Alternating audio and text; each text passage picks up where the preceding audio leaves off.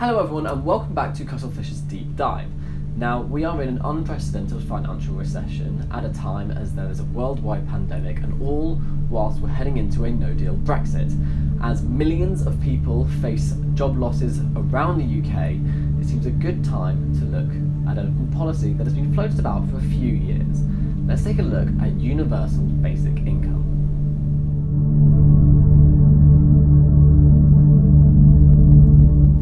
So what is universal basic income? Well, the idea is that you give a certain amount of money to each person every month, let's say £1,000. Now, this money isn't means tested or checked, it's just going to everyone and it's not taxed. It could be higher in places like London, but basically it is the same for everyone, no matter how much money you have.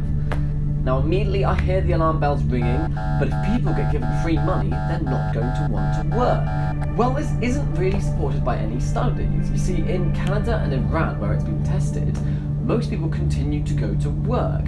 Some with reduced hours, but they generally use that time to go off and learn more and to educate themselves. In fact, only 1% of people ended up quitting their jobs. Most to either go to university and to go back to education or to look after their kids. In fact, the furlough scheme is almost a proof of this. Most people were desperate to get back to work by the end of the scheme, and in fact for many people, they were offering to do free jobs just to help out. The government actually had to turn away NHS volunteers. That was how many people wanted to help out. But won't people just waste their money? Well, no. Again, in 2013, a study by the World Bank showed that poor people, on average, spend less money on drugs, alcohol and tobacco than wealthy people, and people on benefits spend even less. Plus, with the exception of drugs of course, this spending benefits the economy. Even if people were spending that money on alcohol and tobacco, it would still be taxed, and that would be money going into the economy. But what's wrong with the current welfare system? Well, a lot. For a start, it's heavily regulated, and in fact, means testing ends up costing about as much as it does even save. But also, it can trap people in poverty.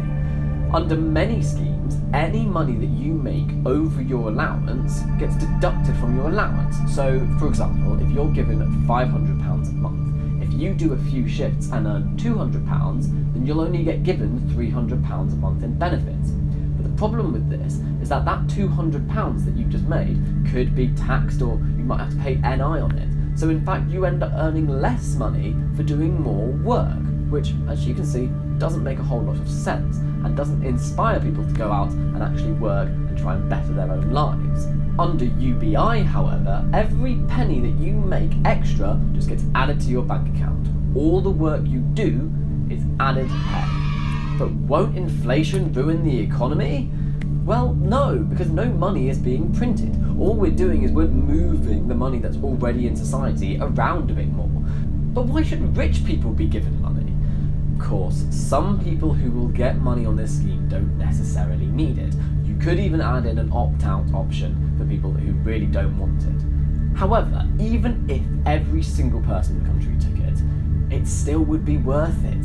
We spend so much money on bureaucracy and means testing, and the time it wastes just isn't worth what we actually gain from it.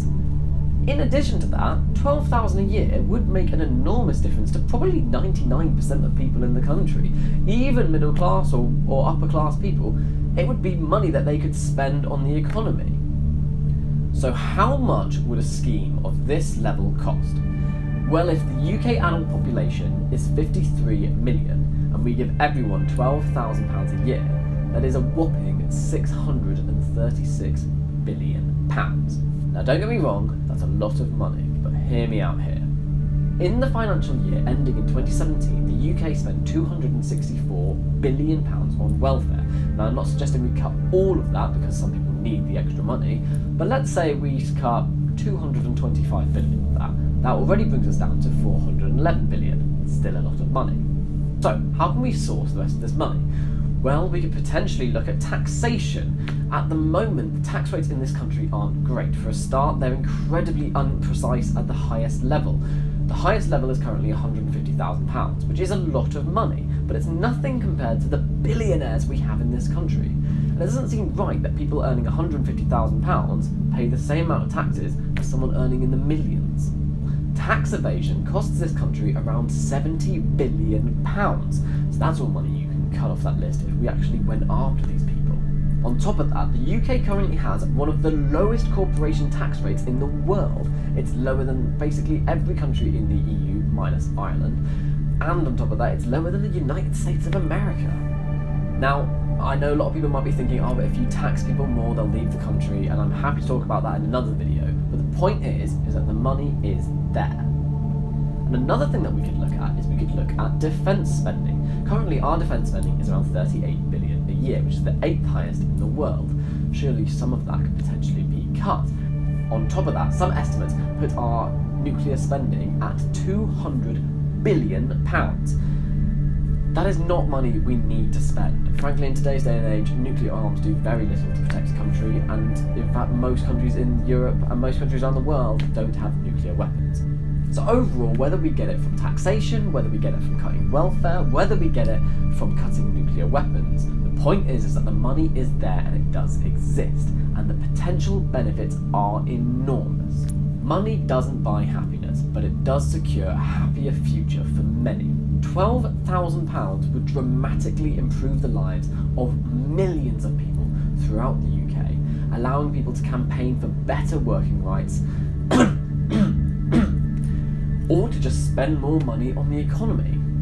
At a time when there aren't many jobs, maybe we should be looking into whether this scheme would work. Thousands of people use food banks throughout the UK, and child poverty and malnutrition is increasing every year, and it's only going to get worse as we head into this very, very difficult period. In recent times, it has never been harder to better yourself and to climb up the social ladder. So universal basic income might not just improve the economy, but it also might save lives.